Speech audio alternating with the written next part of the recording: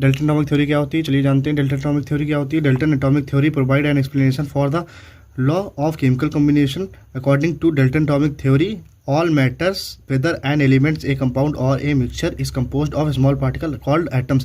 इसमें से देखिए according to Dalton atomic theory क्या कहती है, जो भी मैटर होते हैं, ठीक है, चाहे एलिमेंट्स को हो, चाहे कंपाउंड हो, चाहे मिक्सचर हो, कोई भी मैटर है अगर वो स्मॉल पार्टिकल से बना है तो उसी को एटम कहेंगे।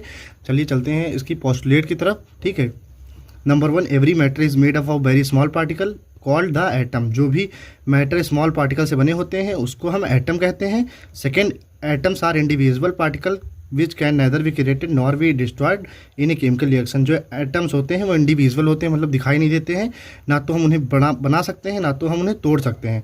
थर्ड पोस्टुलेट कहता है atoms of given element are identical in mass as well as in chemical properties.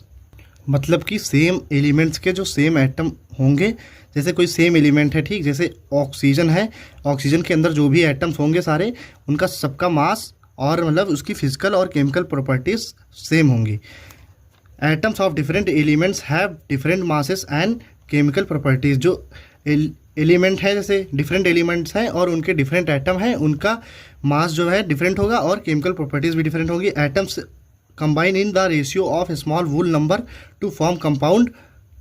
यानी कि एटम कंबाइन होते हैं स्मॉल वूल नंबर्स में, ठीक है, जैसे कि H2 आपका होता है, इसमें 2 हाइड्रोजन और 1 ऑक्सीजन होता है, H2O, इसमें 2 हाइड्रोजन होते हैं, 1 ऑक्सीजन होते हैं, ठीक है, स्मॉल वूल नंबर में होता है तो कंपाउंड फॉर्म होता है।